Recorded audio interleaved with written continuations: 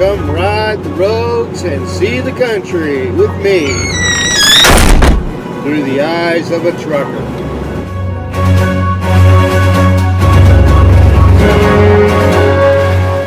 Okay, so we're going to be heading out here from Ontario first, here in a few seconds anyway.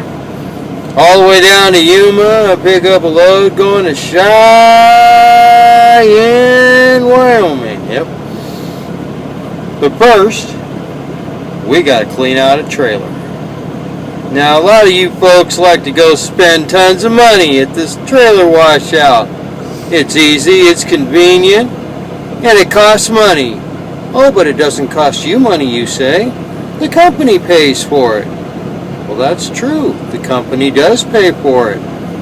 But just think about it. All those trailer washouts that the company pays for, do you really think they're going to absorb that cost? Nope. Think again. That cost is going to come out in our pay. Oh yeah, you can count on it, especially with greedy companies like Stevens Transport. So what I do, for the benefit of all drivers that is, not the company, I clean my own. Let me show you how it's done. Well, the sound is so terrible that I'm going to go ahead and voice over on this. In my little side compartment here, I've got my handy dandy leaf blower. And this is a very handy tool that you're going to love having if you already got one. And I also have ran a 100-foot extension cord underneath the bunk and out into this little side door. That makes it very easy. I just pull out the cord, put it on the ground, grab the end and the leaf blower, and away to the end of the truck I go. See me going now towards the end of the truck. This is perhaps the easiest method I've found to clean out a trailer. It sure beats in there with a broom for half an hour or more trying to get all the little cracks out, and then you end up with a mess down at the end of the trailer because, you know, it's got that groove that runs along there, the little drainage gutter. Okay, so here we are at the back of the trailer, and as you can see, I'm going to pull the cord up until I reach the little marker in the middle, which is where I connected the cords. That tells me I got enough to reach all the way into the trailer. And just throw it up there. Get the loose end up there. And as you can see, this particular shipper left a nice big bag for us to deal with. They've left pallets, bags, all kinds of stuff. You have to get rid of that stuff. You know, I try to park near a trash can. That way I'm not making a big, huge mess. Getting other people in trouble, making it so that nobody can clean their trailer out without going to a trailer wash. If you're going to make a mess, and you will, you'll blow out stuff, you know, I mean, try to at least pick up the big pieces. I try to back up towards the edge of one of the lots, you know, and I always try to at least pick up my big pieces. The nice thing about being against the grass, of course, is if you're blowing out a lot of dust and dirt, then you're not going to be really making a noticeable mess. It's just more dirt in the dirt. And as you can see, I'm right next to a convenient trash can. We'll throw this away and put the lid back on. Try to be responsible, drivers. I mean, you know, it's our fault that we can't sit at a lot of Walmarts anymore because drivers are messy. They're sloppy. There's no reason for it. All right, we're going to hook up the power here and head on down to the front of the truck, and you'll see just how easy this is to do. Get my gloves on here first before I do any climbing exercises. Yep, get my gloves on, and we're gonna talk for a minute. Okay, well, like I said, I had to do a voiceover on this because the sound quality was really horrible. There's a lot of noise outside. There we go.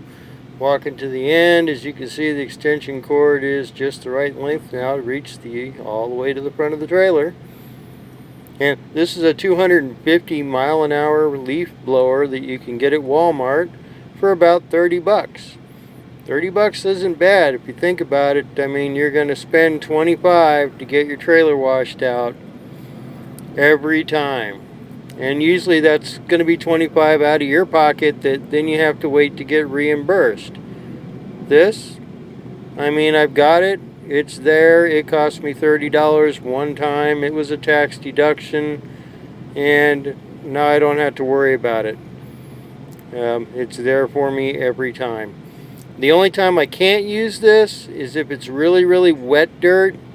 If someone's let the trailer get really super cruddy, or if it's been a really leaky meat load and there's an odor in there, then of course you're going to have to get it washed out. Sometimes that's just unavoidable, but in general, I'd say 90% of the time I'm able to do it like this, and this generally takes about 10 minutes from start to finish. Alright, just about done, and it doesn't take long. It's a lot of power there in that wind. Okay, well, we're done. We're rolling up our cord here, and we're going to roll that, of course, all the way back up to the front, put it away, and that'll be that. Pretty easy. Quick, simple, easy, doesn't really draw a lot of attention. You're done. The guy next to me started sweeping his truck before I started filming that, and he is still sweeping his truck. Yeah, I've been there, done that, and plus when you sweep your truck, you're going to find out that you run through quite a few push brooms because the bristles wear out. You have to really push hard on them because of the trailer being grooved if you're going to get all the dirt out, and they wear out fairly quick. So 10 bucks a broom, 3 brooms later, you've also paid for your leaf blower that's relieving all your stress. And it makes the trailer nice and shiny. I think we're going to pan over here in just a second. You'll be able to see. Panning, here we go. We're going to pan over and see how nice and shiny the trailer is. I mean, it looks professional. And there's nothing in the groove down there. It's just great. Anyway, that's cleaning out the trailer, and now I'm going to grab some load locks because this trip requires them, and bring them back up, and we'll have a few last words. There's me with my load locks. Alright. I figured I'd add a few load locks as well. Produce load, and Stevens likes to be stupid. He wants to put 4 of these suckers back here to hold back 2 pallets of tightly packed boxes. It's all about them not getting sued more than it is anything else. It's like the so-called safety rules.